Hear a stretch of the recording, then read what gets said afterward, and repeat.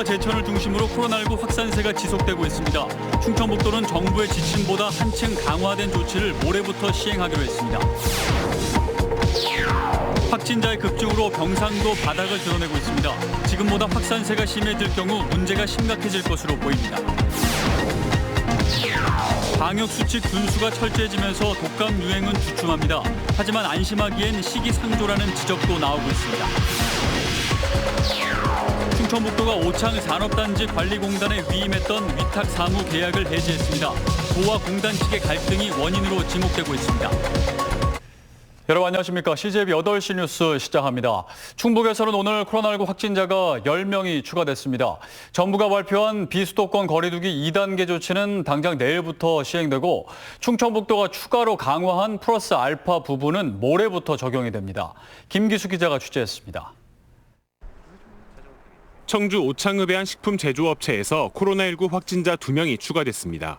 이 업체에선 부산 확진자를 접촉한 직원이 처음 확진 판정을 받은 뒤 나흘 만에 10명의 누적 확진자가 발생했습니다. 괴산에서는 서울에서 가족과 함께 김장을 했던 40대가 코로나19 확진 판정을 받았습니다. 괴산군은 이 확진자가 다녀간 군청 일부 사무실을 폐쇄하고 소독 작업을 벌였습니다. 코로나19 확산세가 좀처럼 가라앉지 않으면서 정부는 내일부터 비수도권의 거리두기 단계를 2단계로 올렸습니다. 거리두기 단계 격상으로 카페는 포장이나 배달만 가능하고 음식점은 21시 이후에 실내에서 식사를 할 수 없게 됩니다. 유흥주점과 헌팅포차 등 유흥시설 5종에 대한 영업이 금지되고 방문 판매와 노래 연습장도 21시 이후 운영이 중단됩니다. 충청북도는 지역 내 무서운 확산세를 고려해 일부 항목에 대해선 정부 지침보다 한층 강화된 조치를 적용하기로 했습니다. 100인 이상 모임 행사 금지를 50인 이상으로 강화하고 PC방도 24시 이후 영업을 할 수 없도록 했습니다. 또한 긴급돌봄 등 필수 서비스를 제외하고는 사회복지 이용시설을 모두 휴관 조치하고 휴양림 등 숙박시설 휴관도 권고했습니다.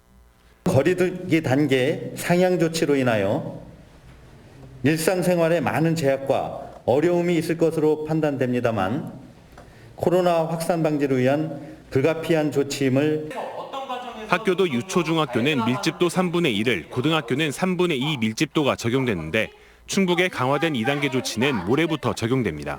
CJB 뉴스 김기수입니다. 준 3단계라는 극약 처방에도 오늘 제천에서는 5명의 코로나19 추가 확진자가 발생했습니다. 제천시는 3단계 조치는 오늘로 끝나지만 당분간 일상의 모든 접촉과 만남을 최소화해 줄 것을 당부했습니다. 이윤영 기자입니다. 제천에서는 오늘도 5명의 확진자가 추가로 발생했습니다. 1명은 확진자의 밀접 접촉자였고 4명은 확진자의 가족 등으로 가족 간 식사를 통해 감염됐습니다. 지난달 25일 김장 모임발 4명 이후 2자릿수로 급증했던 확진자 수는 12월 들어 다소 주춤했다가 지난 4일 11명으로 치솟았지만 다시 사흘 연속 한 자릿수를 보이고 있습니다. 전국 최고 수준의 준 3단계 강력한 사회적 거리두기가 어느 정도 효력을 발휘한 것으로 보입니다. 하지만 감소세를 보이다 다시 2자릿수로 치솟은 전력이 있는 데다 오늘로써 준 3단계 행정명령이 끝이 나면서 긴장의 끈을 놓을 수 없는 상태입니다. 제천시는 3단계는 종료됐지만 3단계 같은 2단계 거리두기를 간곡히 당부했습니다.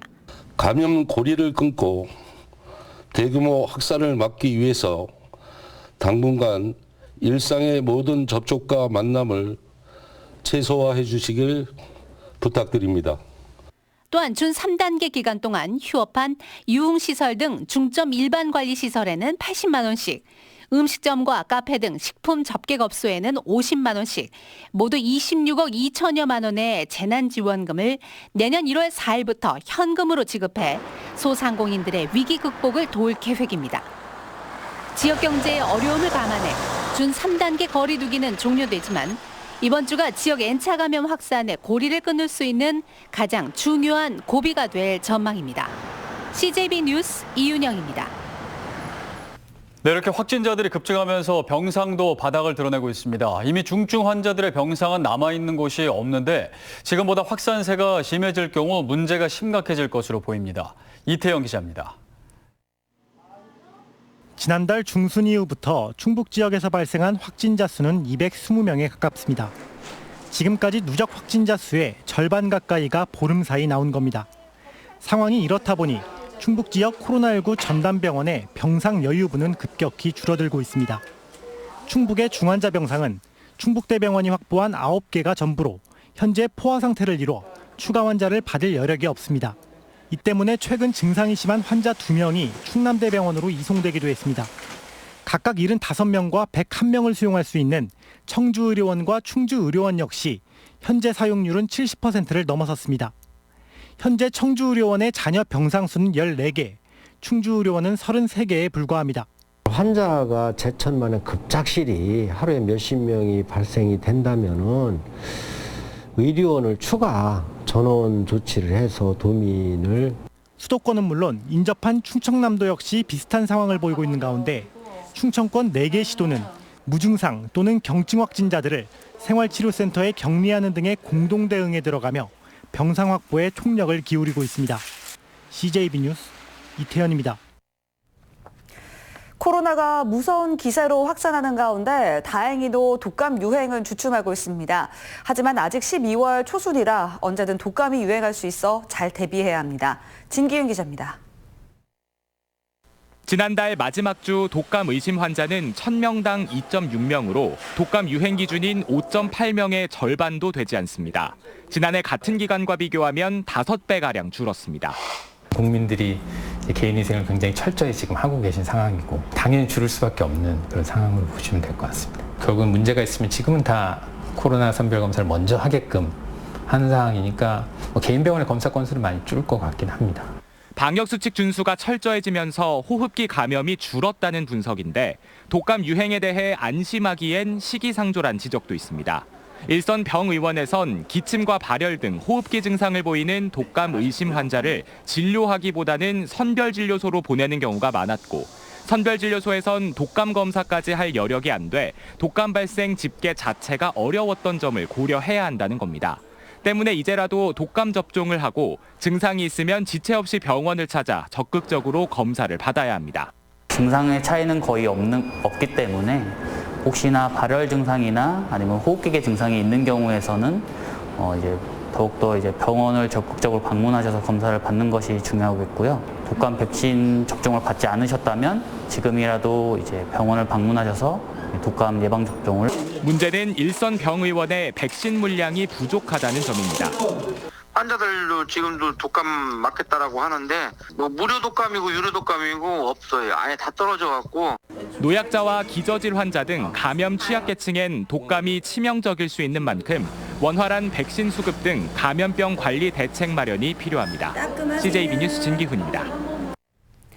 충청북도가 오창산업단지관리공단에 위임했던 위탁사무 계약을 해지했습니다. 이 산단 측의 법령 위반 등 불법과 부당 업무를 해지 이유로 들었는데요. 오창과학지식산업복합센터 건립을 둘러싼 도와 공단 측의 갈등이 원인으로 지목되고 있습니다. 구준회 기자입니다.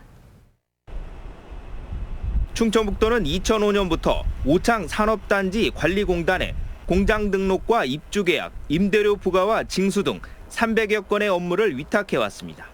위탁 수수료 명목으로 올해만 4억 원을 지원했습니다. 그런데 공단에 대한 합동지도 점검 결과 중대한 귀책 사유가 드러나 위탁을 해지한다고 밝혔습니다.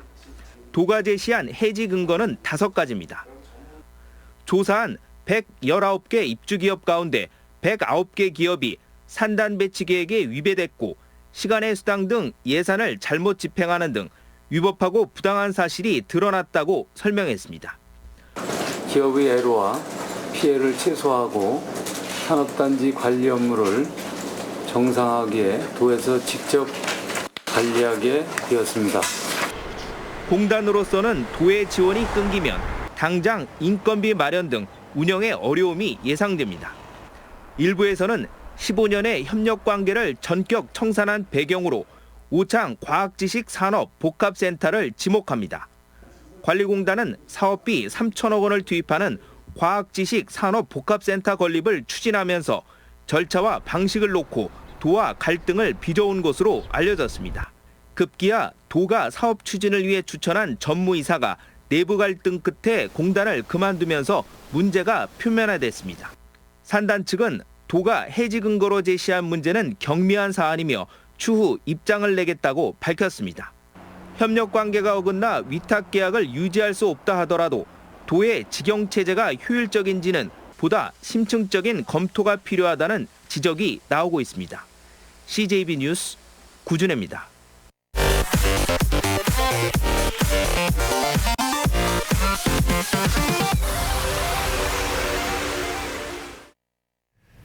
음성군의 메추리 농장에서 AI 감염 의심 신고가 접수돼 정밀 검사를 실시한 결과 조류인플루엔자 H5형 바이러스가 검출됐습니다.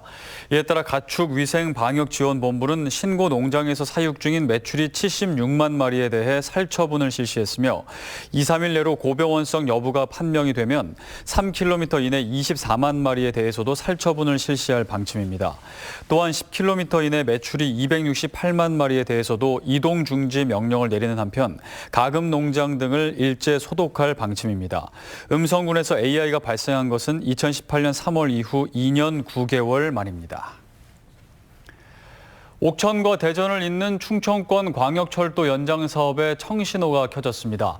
옥천군은 광역철도 실시 설계를 위한 국비 5억 원을 확보했다고 밝혔습니다.